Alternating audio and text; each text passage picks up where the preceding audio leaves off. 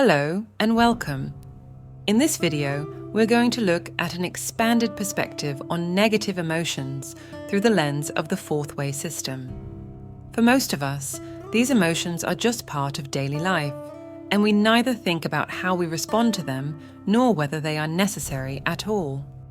Now, Maurice Nicoll, one of the most prominent thinkers within the fourth way system, stated that we have the right not to feel negative emotions, which is not the same as saying that we have no right to feel negative emotions.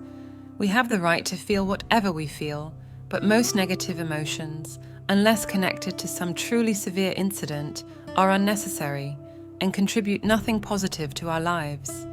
And yet, we become addicted to them and even make them parts of our sense of identity. Negative emotions occupy a central place in the teachings of the fourth way, a mystical and esoteric system of self-development founded by Gurdjieff.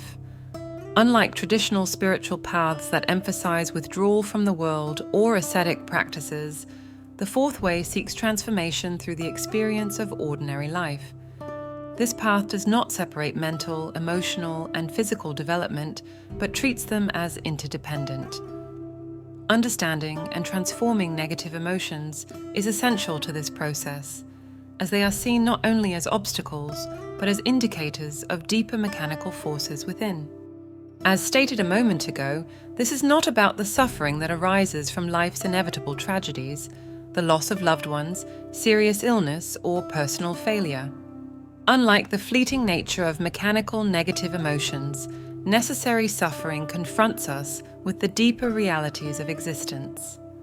Gurdjieff refers to this as conscious suffering, a deliberate engagement with pain that, if faced with awareness and acceptance, can catalyze inner growth.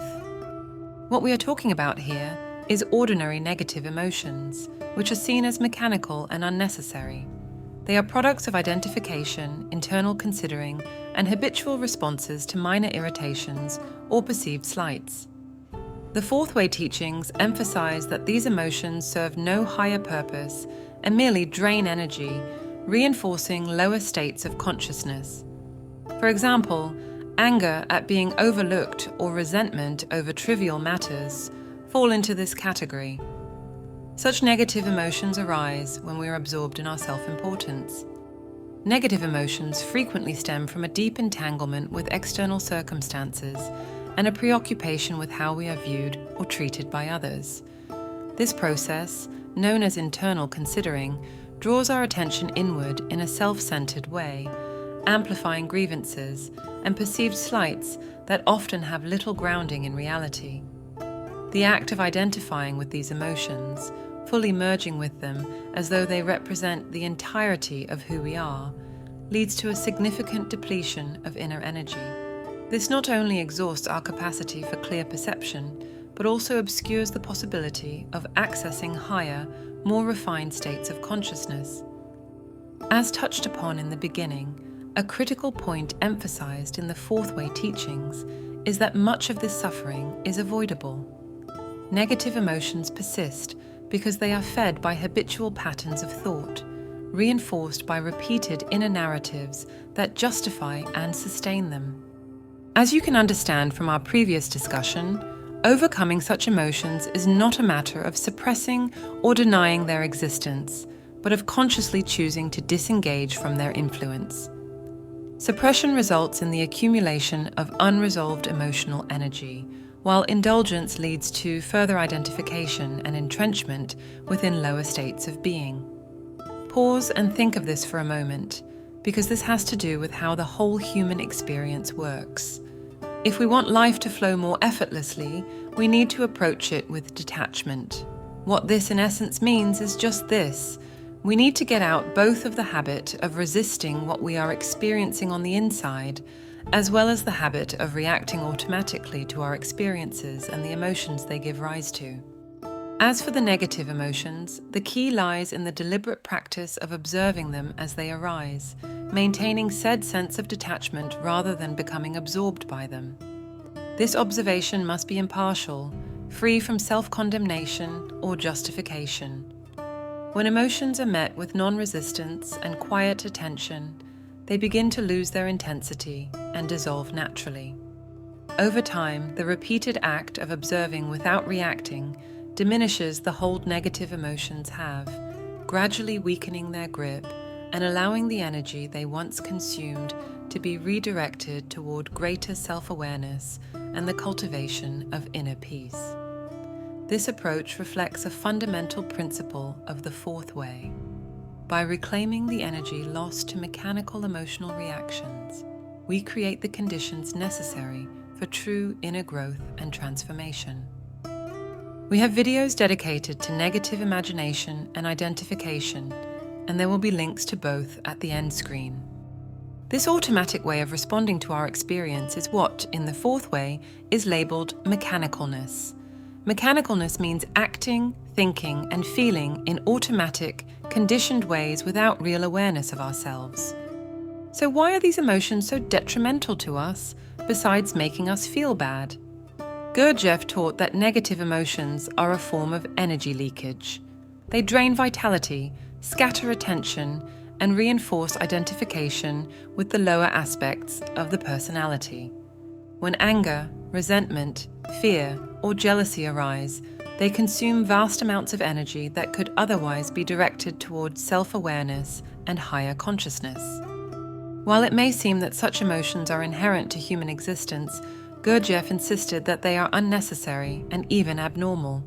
They persist because they are indulged, justified, and rarely questioned. From the fourth way standpoint, to allow these emotions to dominate is to remain imprisoned by lower mechanical forces.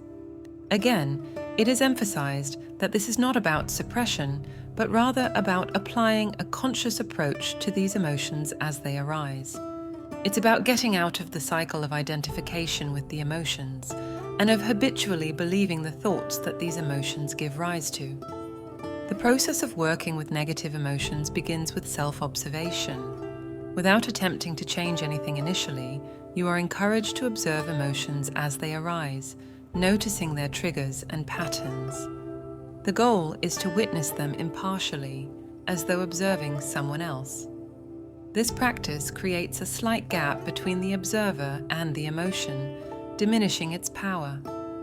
By merely shedding light on your inner life, you begin to transform it. We've already touched upon identification, and we will now delve deeper into it, as it is absolutely vital to fully understand how this works. In the fourth way tradition, identification describes the state where awareness fuses entirely with an emotion or a thought pattern, leaving no inner separation between you and the experience. This lack of distance allows negative emotions like anger or resentment to consume the whole of your attention, giving them a sense of permanence and authority they do not inherently possess. Gurdjieff emphasized that without awareness of this process, the automatic cycle of identification plays out unchecked. In such moments, the emotion dictates behavior, perception, and even memory, reinforcing the very patterns the fourth way aims to dissolve. A way of approaching this, which is tied to self-observation, is divided attention. Divided attention offers a means to interrupt this process by keeping part of your awareness grounded in your body or breath while the emotion unfolds. This simple act weakens the force of identification, allowing the emotion to pass without dominating your state. Subtle shifts in how we treat our inner lives can make huge difference. The smallest gap in identification can shift the entire experience of negative emotions. When even a fragment of attention remembers that the emotion is not the whole of you, it loses its ability to trap awareness. In this space, the energy that would have been consumed by the emotion is conserved, gradually transforming the habitual response into a more conscious and measured one. You are encouraged to apply these teachings to your own experiences. You may, for example, on an intellectual level, know that you are neither your thoughts nor your emotions. But as long as you are giving them authority over what you believe, how you speak, and how you act, you are identifying with them instead of making conscious choices with regards to them. Another source of negative emotions which we've touched upon is internal considering. This term refers to the habit of constantly evaluating how others perceive you, leading to feelings of offense, resentment, and victimhood. When you internally consider, you place undue importance on your imagined standing in the eyes of others, resulting in chronic dissatisfaction and friction. The antidote to internal considering is external considering, shifting the focus away from oneself and directing attention toward the genuine needs of others. External considering does not mean people-pleasing or self-denial, but involves an objective assessment of situations without the distorting lens of egoic self-interest. We will look more in depth at this further into the video and have a whole video on internal and external considering, which there will be a link to at the end screen. Gurdjieff also emphasized that negative emotions are contagious. When one person indulges in negative states, they unconsciously invite others to share in the mood, creating a feedback loop of collective negativity. The fourth way practitioner must guard against absorbing the emotional states of others. This does not mean withdrawing from people, but cultivating inner stillness that serves as a shield against the influence of external negativity, as well as being conscious of what you're taking in. When we're sleepwalking through life, we often take in what other people are saying without questioning it, unless it's so far from our own beliefs, opinions, and values that it triggers an alarm in us. And then we may instead become triggered into responding with negativity towards the person instead. Being human is very strange. Now, be that as it may, the aim here is to remain grounded in one's own presence, radiating calm rather than reacting to the storms around. Nicole elaborated on this idea by introducing the practice of non-identification. Non-identification does not imply passivity, but refers to the capacity to experience emotions without becoming enslaved by them. This allows for the recognition that emotions are transient and do not define the whole of one's being. By practicing non-identification, you gradually erode the belief that negative emotions are justified or inevitable. One of the more challenging aspects of working with negative emotions is the tendency to blame others or external circumstances for their existence. The fourth way insists that all negative emotions originate within, regardless of external triggers. Rather, it emphasizes a shift in focus from the external conditions that trigger emotional responses to the internal processes that sustain and amplify them. Acknowledging that negative emotions originate within is not an invitation to ignore mistreatment or tolerate harmful behavior.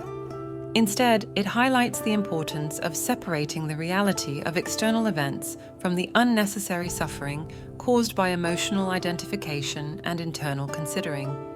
This also lets you respond to truly harmful behavior in a more conscious manner, instead of, for example, taking the behavior personally and getting triggered into lashing out.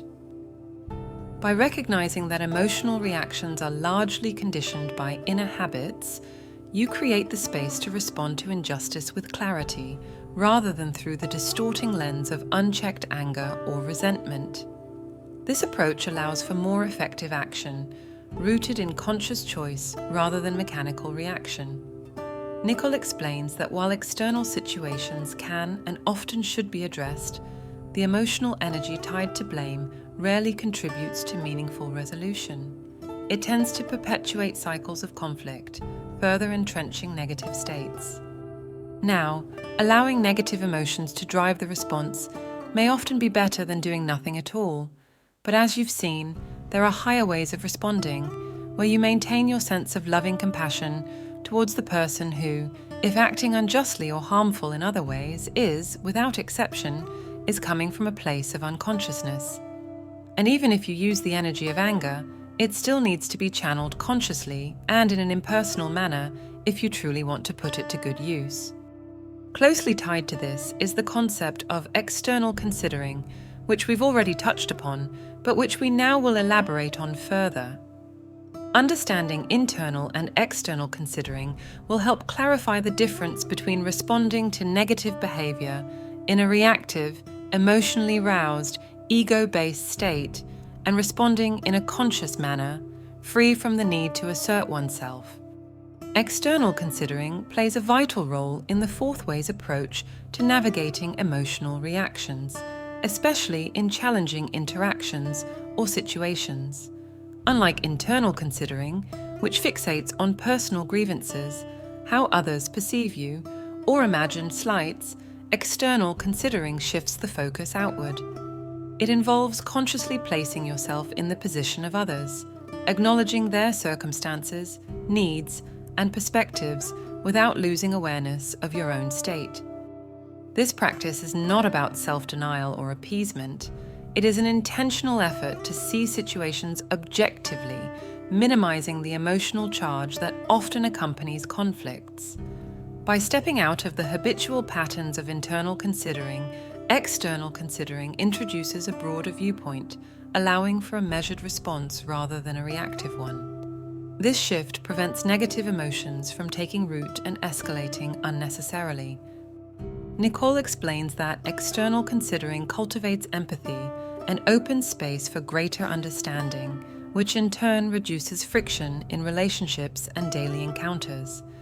It is not driven by the desire for approval, but by a clearer perception of reality, unclouded by the distorting lens of personal emotional investment.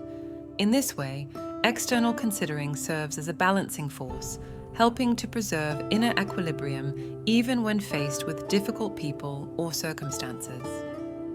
Through this conscious engagement, negative emotions lose their dominance, and interactions become opportunities for growth rather than sources of suffering.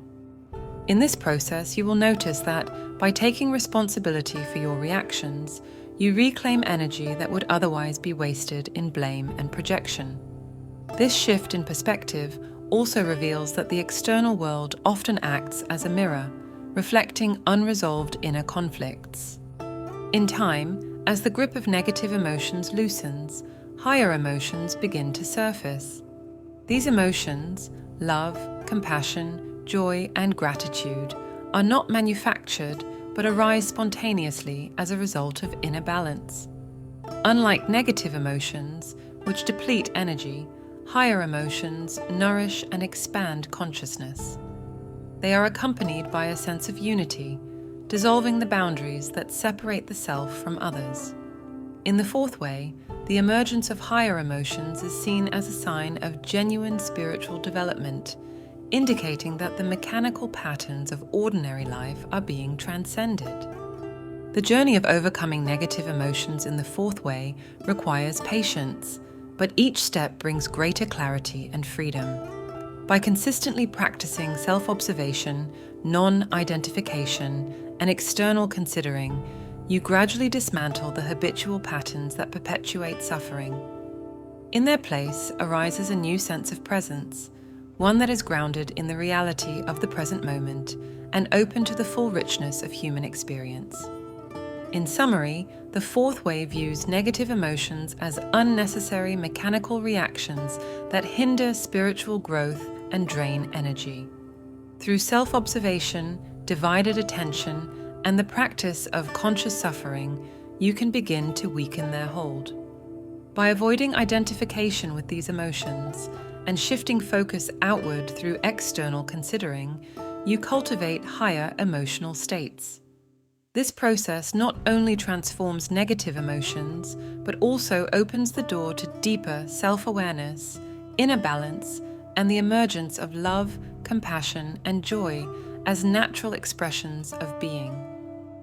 The work requires patience and persistence, but each step brings a greater sense of freedom and presence in daily life. Ultimately, the goal is not to eliminate emotions, but to cultivate emotional harmony. Negative emotions lose their grip when observed with detached awareness, and higher emotions are allowed to flourish in their place.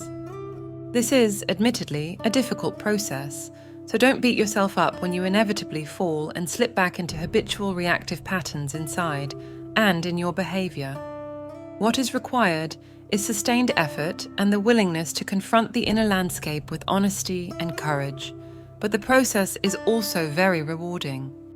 As you are waking up from the limited little you that you've been programmed to identify with into more and more of what you truly are, You are essentially learning a whole new way of being, relating to yourself and other people, and interacting with your experiences. This is a huge undertaking, and even if you are working towards a more and more effortless, natural state, for most of us, there's a lot of old baggage and resistance that have to be worked through. But you are moving towards a shift on the inside, even if it may not seem like it at times, and life will seem less confusing and chaotic, and more harmonic and easy to navigate, the more you are willing to let go of old emotions and behavioral patterns that you've built an identity around. You've now reached the end of the video. Remember to like and subscribe. Thank you for your time.